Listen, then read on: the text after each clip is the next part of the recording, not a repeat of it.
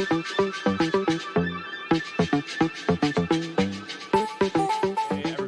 Ben here with another episode of SaaS Me Anything, and I am just so excited today. We got a special guest appearance here on the episode today to talk about something that's really exciting, I think, for our category and for our industry. So first off, I want to welcome Meredith Alberson, our CMO here at Zylo. Hey, Ben, thank you for finally having me on your show. I feel like it's taken some time, but really excited to be here. Yes, well, great. Well, today we're going to spend the next few minutes talking about the Gartner Magic Quadrant focused on SaaS management platforms. And we are just so thrilled, first and foremost, that a Magic Quadrant is out on our category. I think it speaks to what we're doing and a lot of the effort that we put into building this category out. But also just really excited that Zylo has been named a leader and is positioned highest for our ability to execute and furthest in our completeness of vision. So really, really pumped about that. And I'm really excited to get Meredith's take and also share a couple thoughts on how I think this impacts our category and our industry. So Meredith, I mean, what do you think? What are some initial thoughts from you? Well, first and foremost, I echo your sentiments. I think this is a very exciting time for not only SaaS management, but for Zylo. Now, talking a little bit just about Gartner Magic Quadrants in general, we believe that enterprise companies use these Magic Quadrants as leading indicators of areas of strategic focus that their company should really think about putting some additional effort and focus on. By publishing the Magic Quadrant on SaaS management platforms, we feel that Gartner is really, for the first time, recognizing SaaS management as a critical business strategy for CIOs and the companies that they work for. This is something that you guys should really start to pay attention to. There was a really great quote in the paper.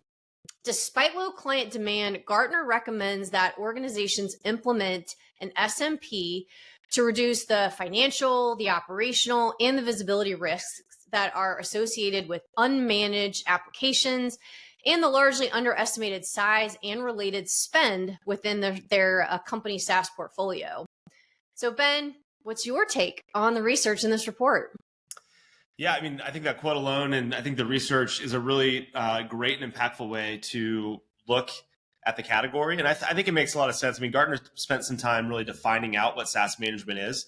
So I'm going to actually read their definition that they put into the report. So Gartner defines SaaS management platforms as software tools that aim to help organizations discover, manage, optimize, and automate the SaaS application lifecycle from one centralized console. And, I think they really nailed it with that definition. It's very similar to how we think about how we've defined SaaS management, and really how we've built a lot of our platform out. So we really think about it in three key disciplines. The first one being inventory management. Inventory management helps you really understand a complete, comprehensive, and categorized view of what's going on from a SaaS perspective in your business. It's really hard to get to that source of truth and power reporting holistically and continually within the enterprise today. And so we feel that complete real-time visibility of all SaaS applications and spending in your environment is critical and paramount, and really sort of puts the foundation in place for building out a SaaS management program. So really, you need to be prioritizing understanding what your inventory is as that first discipline before you address the other ones. So the other two, though, the second one is license management. So license management is where you have the visibility to know what licenses have been provisioned, who's using those licenses, and uncovering opportunities to pull back any sort of waste. So in our SaaS Management Index, which is that annual report that we put out every year that looks at the state of SaaS, we show that on average there's $18 million in license waste for organizations across the board, and in the large enterprise there's $127 million in waste, and that's at companies with 10,000 employees or more. So there's just a huge opportunity there to understand what's happening and drive optimization and pull back cost savings. Every time I hear those numbers, my mind is blown. I know. And it's one of those things that, it's the nature of SaaS. It's really hard to understand what's happening and then put an action plan in place. And that's why that second discipline is really, really so important. So it's a key component of putting a SaaS management program in place. Now, the third key discipline is renewal management. So that's when Gartner's talking about life cycle. That's really when you think about the life cycle of an application. Renewing that application is such a key important point. It is one, really important to understand when all those renewals are going to happen. So you're ready, you're prepared, you have a data-driven, proactive approach. And also, those renewals are oftentimes the moment that matter. That's when you can make adjustments and changes in your contract in order to really realize maybe some of those savings that you were able to uncover when you were doing license management, or if you're running an app rationalization project. That's when you can start to think about either expanding or contracting those existing agreements. So it's a really important part of the puzzle, and when a lot of the action can actually happen. So, well, Ben, I think listening to Gartner's definition in the Magic Quadrant, paired with you walking through how really our company has approached this programmatic way of thinking to tackle SaaS management. For me, I think one of the biggest things that stand out is a single source of truth for your SaaS data is just unbelievably critical, and it is that critical first step. Yeah, it totally is, and I think that's one of the real reasons that we've seen this category continue to grow. I think more and more organizations are realizing that it is critical. It's mission critical, really, to running a business responsibly. And when we work with customers, we see it almost every single time that spend continues to grow quarter over quarter until you get your arms around this and start to take action on it.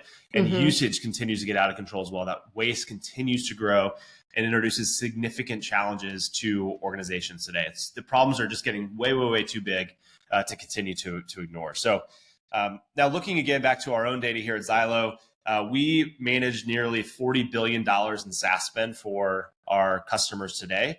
And the cost of inaction against that spend is really, really clear. So just to reiterate the numbers from earlier, average large enterprises are wasting $127 million in unused licensing.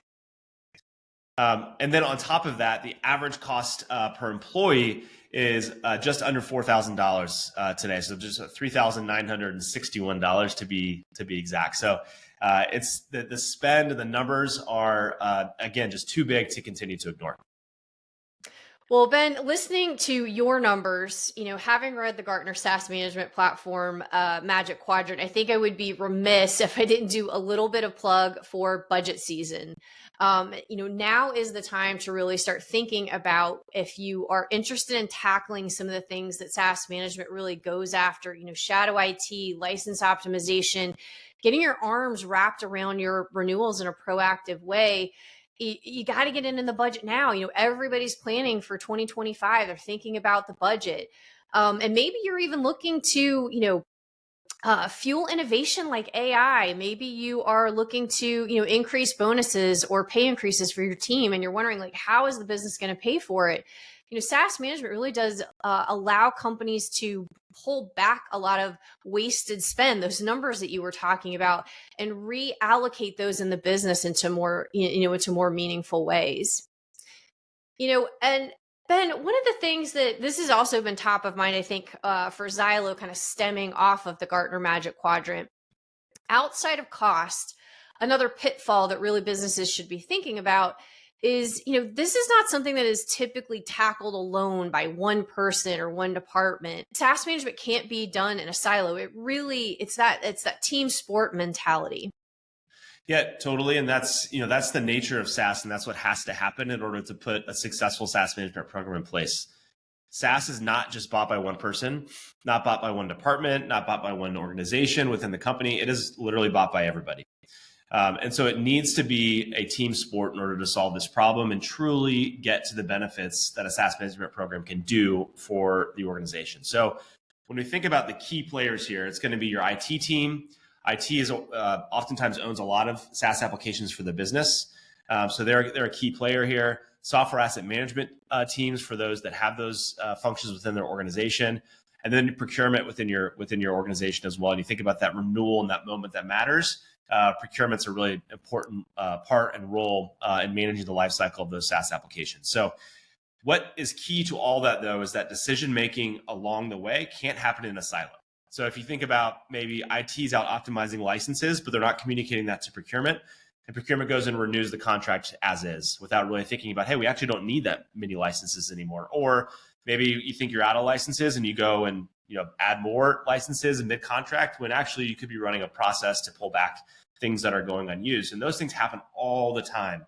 And that's, companies that operating in silos and not really communicating across these different parts of the business, where the team sport mentality is just really, really, really important. So you need to be making those informed decisions and doing the right things for the business. That collaboration is just crucial to making that happen. So when you have all the data in one place and you're operating off of the same playbook, that allows you to move faster, act quicker, and drive better outcomes that can help do things like you're talking about, Mary, like influencing and helping fuel innovation within your business, which a lot of us are looking to do these days. So we've also, over the last, I would say probably 12 months or so, realized that a lot of companies just don't know how to do this. Yeah, that's they've fair. never put a SaaS management program in place. There's not like a framework out there they can go and say, here's how you do it, put this on my desk, and we're going to go execute against this and see these amazing results.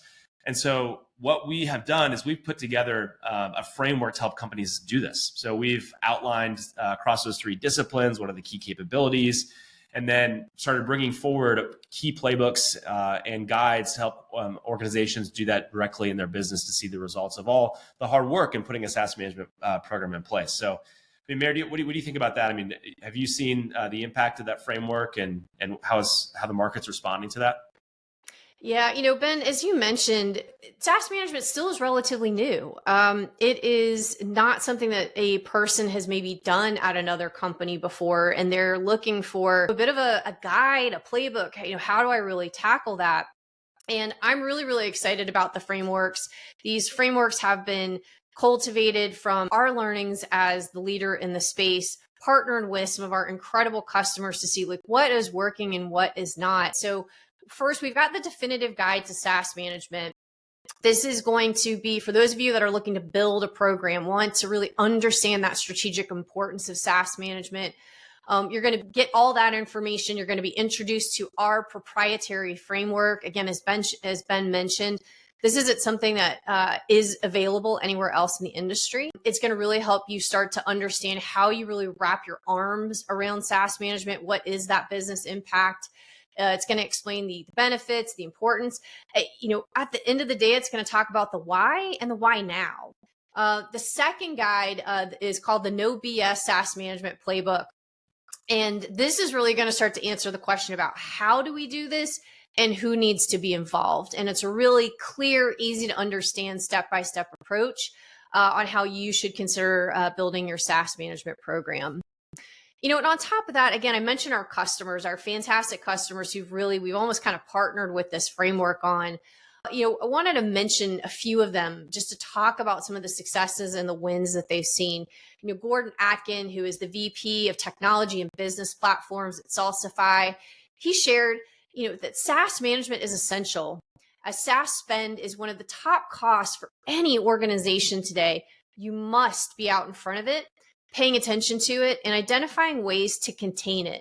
Having a SaaS management platform like Zylo is a must-have. It's not a nice-to-have. And there's a lot of other companies who are out ahead of this, seeing great results and from really putting a true SaaS management program in place.